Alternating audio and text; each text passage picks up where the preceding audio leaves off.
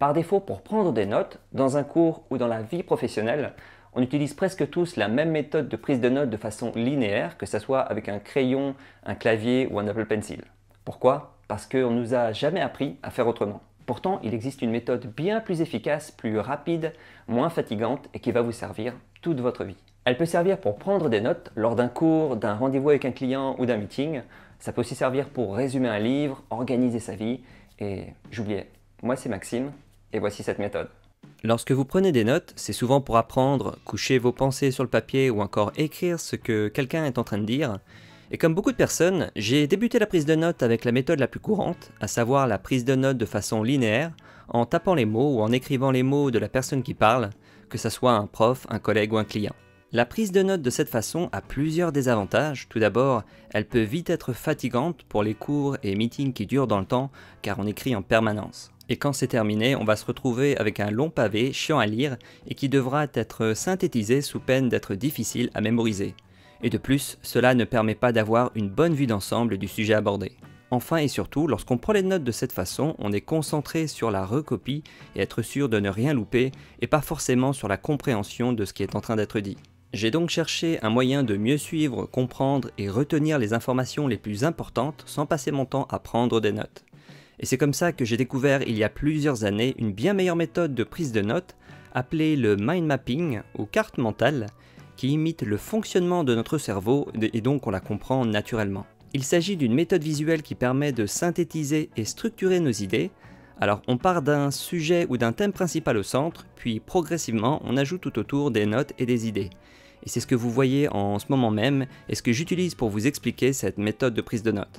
Celle-ci a plusieurs avantages par rapport à la prise de notes linéaire. Tout d'abord, elle permet de visualiser les liens et connexions entre les différentes informations, et vous pouvez à n'importe quel moment aussi revenir en arrière pour ajouter de nouvelles choses. Et cela permet aussi d'avoir une vue d'ensemble d'un sujet ou d'un rendez-vous avec un client, avec les infos importantes, mais aussi de résumer un sujet complexe sur une seule page. L'un des gros points forts du mind mapping, en particulier pour la prise de notes, c'est que votre attention n'est pas accaparée par la recopie, mais plutôt sur la compréhension et l'apprentissage de ce que vous écoutez ou ce que vous lisez. Et pour cela, il convient de reformuler dans vos propres mots les idées ou informations importantes en utilisant des mots-clés ou phrases courtes. Donc cela fait appel à votre logique pour synthétiser les principales idées d'un cours ou d'un rendez-vous client au fur et à mesure du déroulement de celui-ci. L'être humain est une créature visuelle, du coup cette méthode rend la lecture et la consultation plus agréables à regarder et lire, et par expérience, le mind mapping est également plus fun que la prise de notes linéaire. Alors comment ça marche pour prendre des notes lors d'un cours en amphi, d'un meeting ou encore un rendez-vous avec un client? Eh bien, vous débutez d'abord avec le sujet principal de ce dernier au centre de la mind map, et progressivement, vous allez ajouter des notes et des idées sous forme de mots-clés ou de phrases courtes tout autour du sujet principal. Pour mieux faciliter la compréhension et l'apprentissage de ce que vous entendez ou lisez, il est important de les reformuler en utilisant ses propres mots. Utilisez idéalement des mots-clés qui reprennent les idées importantes, par exemple d'un cours ou d'un meeting avec un client. Si besoin, vous pouvez ajouter plus tard des explications complémentaires dans la section notes d'une branche. Utilisez également des couleurs pour les différentes branches et soyez créatifs en utilisant des schémas, icônes, emojis ou encore des symboles dont vous comprenez la signification. À la fin d'un cours ou un meeting, vous pouvez réorganiser visuellement les différentes branches pour avoir une idée plus claire de ce qui a été dit et créer des connexions entre elles. Et en procédant de cette façon, vous allez non seulement prendre moins de notes, mais aussi mieux comprendre, apprendre et retenir ce qui est important. Si vous voulez expliquer à quelqu'un un sujet complexe ou encore le contenu d'un cours ou d'un rendez-vous avec un client, c'est plus facile avec une mind map bien organisée car notre cerveau fonctionne de cette façon. Vous pouvez suivre plus naturellement ce que je vous explique et la comprendre avec une mind map plutôt qu'en utilisant une page avec différentes sections. C'est ce que je fais depuis le début de la vidéo en vous montrant le plan de celle-ci que j'ai créé avec une application de mind mapping sur iPad. Voici un autre exemple de mind map où j'ai pris des notes en regardant plusieurs vidéos de Louis-San pour préparer un futur voyage au Japon. J'ai juste écrit dans mes mots ce qui semble important à connaître pour ce voyage, comme les choses à éviter, à ne pas faire pour éviter d'être mal vu, car certains comportements naturels chez nous ne le sont pas là-bas et vice-versa. Et j'ai aussi écrit les choses à tester, à emporter et plusieurs autres éléments qui sont spécifiques à mes envies et ce que je veux faire là-bas.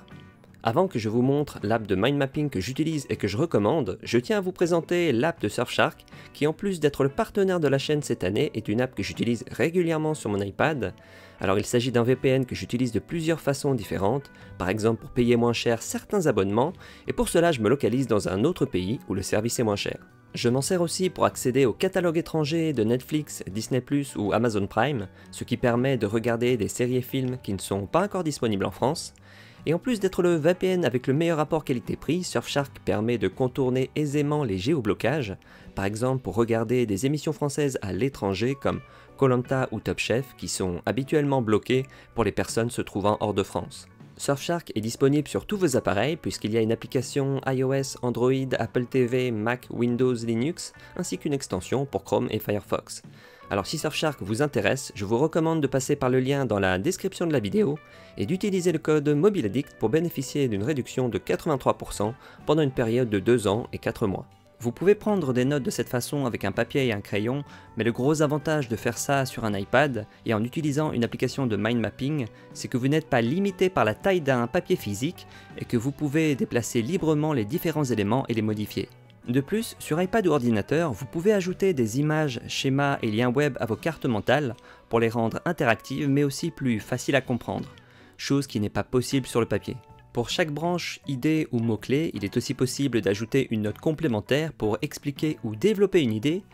Alors, personnellement, comme application de mind mapping, j'utilise et je recommande MindNode, car l'application est très bien conçue, facile à utiliser, et propose plusieurs fonctionnalités très pratiques, comme la possibilité d'afficher le plan d'une mind map, que certains vont préférer pour relire celle-ci.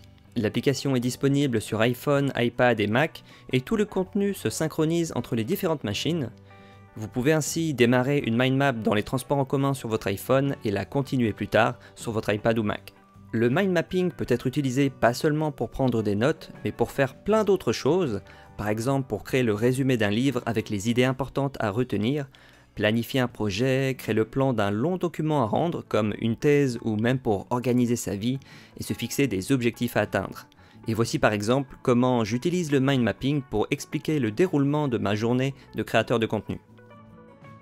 Si ça vous intéresse que je vous montre les différentes façons d'utiliser le mind mapping sur iPad pour améliorer votre vie, eh bien mettez-moi un emoji cœur bleu dans les commentaires. Si tu veux aller plus loin avec tes appareils Apple, je partage régulièrement mes méthodes, conseils et astuces avec les membres du club MobileAddict qui comporte plus de 15 000 lecteurs. C'est gratuit et tu peux t'inscrire en passant par le lien dans la description de la vidéo. Et n'oublie pas également de t'abonner à cette chaîne. Et sur ce, tu le sais, je te dis à bientôt dans la prochaine vidéo. Allez, ciao!